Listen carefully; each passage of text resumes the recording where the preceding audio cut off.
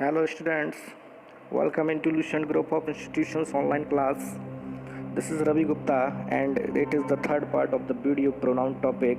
I am going to complete in this video the all kinds of pronoun. In the second part I have taught you 5 kinds of pronoun, remaining 4 I am going to teach you in this video.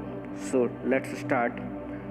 Your first pronoun mean to say of this video, the possessive pronoun. Let's see the definition. A possessive pronoun is a pronoun that is used to indicate possession or ownership. Ownership मतलब कौन मालिक है उस चीज़ का, उसका संबंध बताता है वो वर्ड्स, वो possessive pronoun जो हमें वस्तु का या किसी व्यक्ति का किसी संबंध बताते हैं, वो possessive pronoun होते हैं। यहाँ पे देख लेते हैं, this pen is my pen. यहाँ पे आपका ये possessive pronoun नहीं है, माई आपका possessive pronoun नहीं है, नॉट योर पेन यहाँ भी आपका possessive pronoun नहीं है, क्योंकि प्रोनाउन या माई के बाद नाउन आएगा तो वो आपके एडजेक्टिव हो जाएंगे, और यदि ये अकेले आएंगे तो वो आपके possessive pronoun हो जाएंगे। आगे देख लेते हैं। यहाँ पे आप देख सकते हैं, आपका चार्ट है। यहाँ पे mine, yours, his, hers, ours, yours दिया आया है, इसलिए ये आपका एडजेक्टिव है। बट यहाँ पे माइन आया है, इसलिए आपका प्रोनाउन है। यहाँ पे भी देख लेते हैं, दीज ग्लासेस आर माइन, ये आपका प्रोनाउन है। नॉट योर्स, ये भी आपका प्रोनाउन है।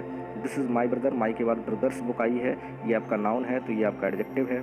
और हिज आपका प्रोनाउन है, because it is coming alone. में यहाँ पे एक बार फिर देख लेते हैं, माई के बाद देखिए नाउन आया है, बट यहाँ पे जब इसको इसी सेंटेंस को जब माइन किया गया तो शर्ट इज़ माइन। यहाँ सिर्फ क्योंकि possessive pronoun में सिर्फ ये बताया जाता है कि ये चीज़ किसकी है, किससे रिलेटेड है, मतलब उसका संबंध बताया जाता है। तो the shirt is mine, shirt मेरी है। यहाँ पे शर्ट का कलर बताया गया है, ग्रीन है, तो यहाँ पे एडजेक्टिव है। तो आपके इसके साथ साथ आपका एडजेक्टिव का भी possessive एडजेक्टिव भी फिनिश हो रहा है। तो योर के बाद आपका नाउन आया है और यहाँ पे द बुक इज़ योर्स। तो जब भी ऐसी कंडीशन होती है तो यहाँ पे एस लगा दी जाती है, सिर्फ हिज और ये माई का माइन हो जाता है, बाकी सब में मोस्टली में एस लगी हुई है। आप देख सकते हैं, आर का आर्स हुआ, योर का योर्स हुआ, देर का देर्स हुआ, और यहाँ पे इन सभी के बाद नाउन आया है। आप देख लीजिए, ये नाउन है, ये नाउन है, ये सभी नाउन्स हैं। तो ये डिफरेंस बहुत सिंपल है, आसानी से पहचान सकते हैं। ना नेक्स्ट टॉपिक देख लेते हैं। यहाँ पे आपका रिलेटिव प्रोनाउन है। रिलेटिव प्रोनाउन आप कंजंक्शन का काम करते हैं, तो कुछ सेंटेंसेस देख लेते हैं, रिलेशन बनाते हैं। रिलेटिव प्रोनाउन का मतलब है रिलेशन बनाना, दो सेंटेंसों के बीच में रिलेशन बनाते हैं और एज अ कंजंक्शन यूज़ होते हैं। क्लच को वेरीफाई करते हैं, बताते हैं कि ये क्लच जो है सबऑर्डिनेट क्लच, ये किससे रिलेटेड है। तो यहाँ पे कुछ एग्जांपल्स देख लेते हैं और ये भी देख लेते हैं कि किस क्वेश्चन वर्ड का यूज नॉन लिविंग और लिविंग के लिए होगा। तो देख लेते हैं, यहाँ पे सबसे पहले हु की बात करते हैं। रिलेट्स टू द पीपल, ये लोगों के लिए यूज होता है। और यहाँ पे देख लेते हैं, the musician who rot this song is French, यानी जो म्यूजिशियन है बजाने वाला, हु माने उसने, जिसने, रॉट माने लिखा, दिस सॉन्ग माने यह गाना, इज फ्रेंच, वो फ्रेंच है।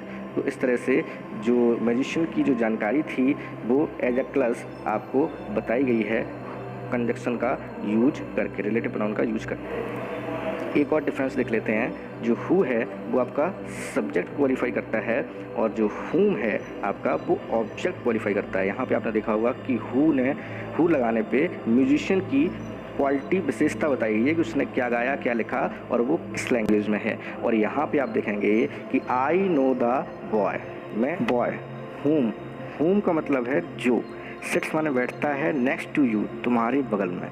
तो आप देख सकते हैं कि हुम का यूज आई के लिए नहीं किया गया है, आई के लिए नहीं किया गया है, बल्कि हुम का यूज बॉय के लिए किया गया है। जो यहाँ पे बॉय है लड़का, क्योंकि कौन बगल में बैठता है, लड़का बैठता है। ठीक है, तो आप देख सकते हैं कि सब्जेक्ट, वर्ब और ऑब्जेक्ट, तो हुम ऑब्जेक्ट को क्वालिफाई करता है। ठीक है, आगे देखते हैं। नेक्स्ट है विच, मेरे बच्चे ने जन्म लिया था, ये वही घर है। तो ध्यान रखिएगा कि क्वेश्चन वर्ड जब होता है तो यहाँ पे कहाँ, वहाँ की मीनिंग कहाँ होती है। जब क्वेश्चन वर्ड होता है इंटरोगेटिव प्रोनाउन होता है, और जब ये कंजंक्शन की तरह रिलेटिव प्रोनाउन बनता है तो का की जगह पे जा हो जाता है। और ये सिर्फ यही नहीं, सभी क्वेश्चन वर्ड्स के साथ, मोस्टली क्वेश्चन वर्ड्स के साथ होता है। तो कहाँ का जहाँ हो जाएगा, कब का जब हो जाएगा, किसका का जिसका हो जाएगा। आगे देख लेते हैं, हुज, किसका नाम लिया और किसका आ गया। हुज रिफर्स टू पोजीशन, ये भी बताता है ये किसका है। तो द बॉय हुज फोन, जिसका फ़ोन जस्ट रंग माने अभी बजा था, शुड स्टैंड अप, वह खड़ा हो जाएगा। तो हुज माने जिसका, और फॉन, ठीक है। तो यहाँ पे जो हुज है, तो यहाँ पे जो हुज है वो फ़ोन को क्वालिफाई कर रहा है, जिसका फ़ोन, ठीक है। तो आगे डैट देख लेते हैं। डैट बहुत इंपॉर्टेंट है कि it's use mostly related to people के लिए भी, एनिमल के लिए और थिंग्स के लिए भी आता है, इसलिए ये ज़्यादा यूज होता है। तो 12 सितंबर is the date that I was, 12 सितंबर डेट वो है, डेट है जब मैं पैदा हुआ या जिस दिन मैं पैदा हुआ, डेट आई वॉज। तो डेट का यूज यहाँ पे 12 सितंबर के लिए किया जा रहा है, ठीक है। तो इस तरीके से आपके रिलेटिव प्रोनाउन रिलेशन बनाते हैं, एज अ कंडक्शन यूज होते हैं और कॉम्प्लेक्स सेंटेंस क्रिएट करते हैं सबऑर्डिनेट क्लॉज के साथ। तो अब बात करते हैं इंडेफिनिट प्रोनाउन की। इंडेफिनिट मतलब होता है अनिश्चित, जिसकी कोई निश्चितता ना हो, अनिश्चित हो, क्लियर ना हो कि सब्जेक्ट जो है वो उसकी मतलब निश्चितता नहीं होगी, वो अनिश्चित होगा। कैसे देखते हैं, यहाँ पे देख लेते हैं। So unspecified objects, people, whether in plural और सिंगुलर, मतलब अनस्पेसिफाइड ऑब्जेक्ट्स को फॉलो करता है, पता नहीं होता है कि कितने हैं, कोई काउंटिंग नहीं होती है, और प्लूरल भी हो सकते हैं, सिंगुलर भी हो सकते हैं। Indicate the entire noun, some of the noun और नन ऑफ द नाउन, हो सकता है वो नाउन हो सकता है नाउन ना हो। कुछ इंडेफिनिट प्रोनाउंस नाउन रखते हैं, कुछ नहीं रखते हैं। आगे है used when we want to refer a group of nouns without actually specify who और how much.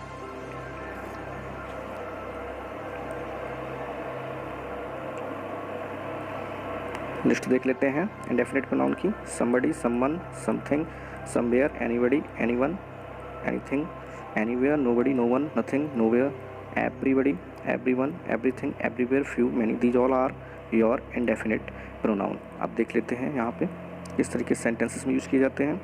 It is hard to से समबडी इज़ गुड, ये कहना बहुत कठिन है कि समबडी इज़ गुड, कोई अच्छा है, but still nobody can replace, लेकिन अभी तक कोई भी यह नहीं कह सकता। Sometimes I just need someone to talk, कभी कभी मुझे भी किसी की ज़रूरत पड़ती है बात करने के लिए। तो इस तरीके से आप सभी सेंटेंसेस को वीडियो पॉज करके रीड कर लीजिए। और दूसरी स्लाइड में मैं आपको बताता हूँ कि इस स्लाइड में देखते हैं कि इंडेफिनिट जो प्रोनाउन है कौन से सिंगुलर हैं, कौन सा एज ए प्लूरल यूज़ किए जाते हैं और कौन से ऐसे हैं जो सिंगुलर और प्लूरल दोनों में यूज़ किए जाते हैं। तो देख लेते हैं, ये आप देख लीजिए वीडियो पॉज करके कि ये सभी सिंगुलर फॉर्म में यूज़ किए जाते हैं। ये both, few, many, others and several are used in plural form and talk about the singular and plural both. All, any, more, most, none, some, such. These all are used singular and plural for both. यहाँ पे आप देख सकते हैं maximum आपको indefinite pronounce में show कर रहा हूँ, तो आप वीडियो को पॉज करके वन बाय वन आप रीड कर सकते हैं। यहाँ पे प्रोनाउन लिखे हुए हैं, यहाँ पर एग्जांपल्स हैं और हाईलाइटेड भी हैं कि वहाँ पे किसका यूज हो रहा है। सिंगुलर प्लूरल फॉर्म में भी बताए गए हैं, जैसे कि ये सिंगुलर हैं तो अभी ये सिंगुलर्स चल रहे हैं। एवरीवन, एवरीथिंग, ये सारे सिंगुलर्स होते हैं। Neither, much, no one, nothing, other, one, someone, something, these all are singulars. Now these all are plural, you can see. यहाँ पे आप देख सकते हैं बोथ यानी सिंगुलर एंड प्लूरल के लिए ऑल इज वेल भी होता है, ऑल आर इक्वल होता है।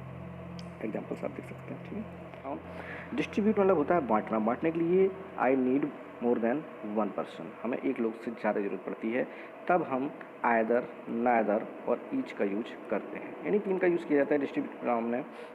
डेफिनेशन देख लेते हैं। First of all, the pronoun which refers to persons और थिंग्स, यानी वो प्रोनाउन जो पर्सन और थिंग्स के लिए रेफ़र किया जाता है वन एट अ टाइम, एक ही समय पर, आर कॉल्ड डिस्ट्रीब्यूटिव प्रोनाउन, यानी एक से ज़्यादा अधिक पर्सन्स के लिए और वस्तुओं के लिए जब किसी भी चीज़ को रेफ़र किया जाता है, उसके बारे में बताया जाता है, तो वहाँ पे डिस्ट्रीब्यूटिव प्रोनाउन का यूज़ करते हैं, जैसे आइदर, नाइदर और ईच। यू कैन ड्रिंक, आप पी सकते हैं, आइदर टी और कॉफ़ी, यानी ऑप्शन होता है दो चीज़ों में, या तो टी पी सकते हैं या कॉफ़ी पी सकते हैं।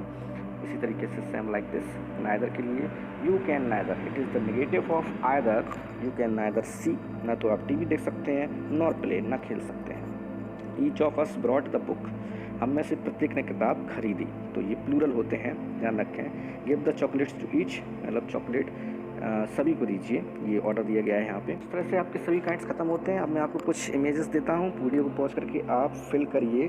कुछ एक्सरसाइज टाइप की हैं और बुक्स की एक्सरसाइज भी आपको फिल करनी है। Thank you. If you have any problems